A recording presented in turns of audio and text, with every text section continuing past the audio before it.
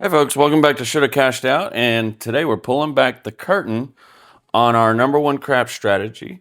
We used this crap strategy in Vegas in June for the oldest 21st birthday, and combined, we ended up winning close to $3,000. So we're going to demonstrate it, and it should be pretty easy money. So we've got a $2,000 bankroll. Now, as you can see, since we are going to be the shooters, let me get this straight away. We are not dice influencers. We're not dice controllers. However, the opposite. We are saying that we are so bad at controlling these dice that there is no way we can throw them from all the way at the end of the table and keep them perfect sequence. So what does that mean? It means we're going to set up on the no 4 for $200. So the way we're going to throw these dice is we're going to throw one just barely off axis and avoid hitting the 4. And then that'll be a $100 win. And of course, we'll have to play a pass line because we're the shooter. So with a $200 no 4, that gives us $90, not counting the pass line, to put bets out here. So we'll grab the 6 and 8 and maybe the 5 or 9. So let's get it going. Pass line for 10, no 4 for 200. I'm going to throw from way back at the end of the table. This is the no 4. We got a 6 to start it off. Okay. Dealer, I'd like a $30 6 and 8. Okay. And then you can put my odds. Yep, right there. Perfect. Mark the 6. Okay. And then I've got the dice set up. 3 1 1 3. So on the very top, looking up at the sky, is 3 and then a 1. And then looking towards me is a 1 3. And I'm just grabbing them. And I'm purposely just kind of flicking them down the table. We got a 5. Okay, don't have it. Okay, same thing. 3 1 1 3 1 3, grabbing and flicking. 7. There it is. So that's going to be, should be a $30 winner minus a $5 vig. So take the bet. And then 50, 60, 70, 80, 90, 5 for the $5 vig. Perfect. So a $25 win. All right. And with this strategy, we're looking to win $200 and then take a break. So again, 3 1 1 3. Looking for that come out 7. 6. Okay. Almost got it. Dealer, $30 8, and then $30 in odds on the 6. There we go. 3 1 1 3. And flicking it to throw them off axis. 6. Excellent. So that's the point. 10 for that. And 36. And 36. That's 31. Oop. There we go. 36 for it. Perfect. So we're up 25 and how much? Got to keep up with the bankroll there. We won 25 on the first shooter, and then that point that we just hit, we won 36 and 10, 46. So what's 46 and 25? You shoot and I'll do the math. All right, here we go. 3 1 1 3. A nice flick. Oh, hit the dot. Hit the Hitting that. chips on that one. What we got? We got a 6. Lots of 6s. That'll work. Same thing, dealer. $30 8. Okay. And then 30 in odds on the pass line. 3 1 1 3. Setting it up. And the way I'm gripping these, I'm just grabbing them like that, and then I'm literally kind of pushing them.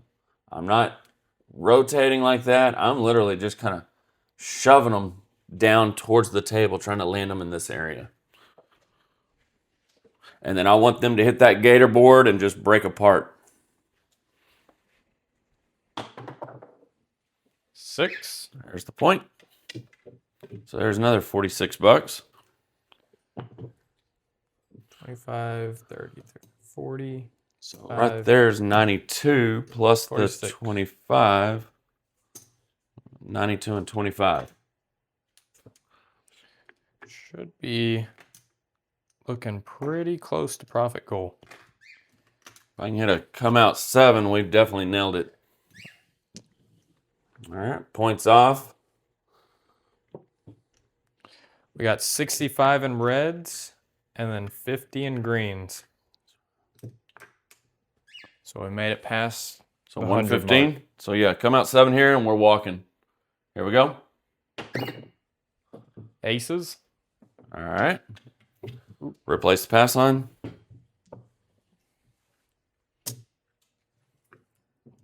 Same thing, 3-1-1-3. Here we go. 8. Okay. Dealer $30 6, and then $30 in odds for the 8.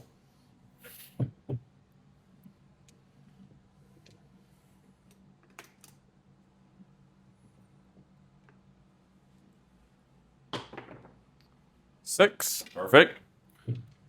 $35 winner. We'll just rack it. 35. Going to the chip rack.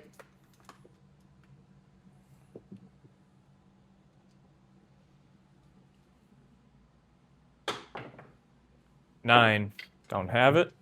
Okay. Same thing. 3-1-1-3. There it is. 7. Perfect. So that's a $25 winner. 25. Heading out.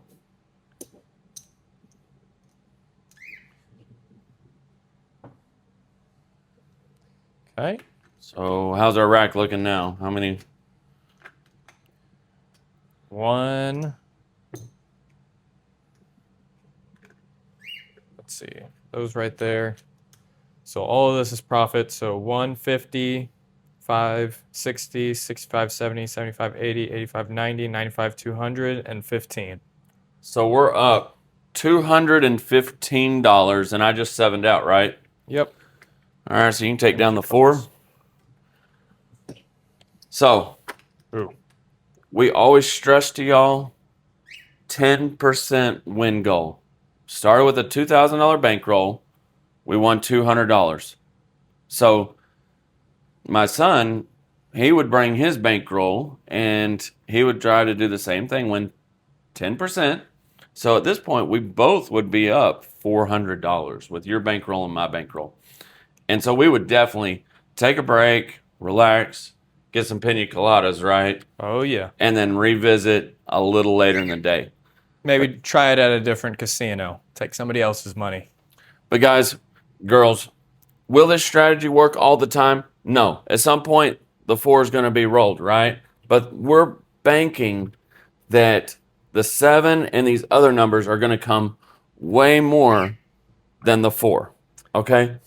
It's also not a strategy for the randoms rolling. I would not recommend this for the randoms, but when you think about it, these dice controllers and dice influencers, they're doing everything they can to avoid the 7, right?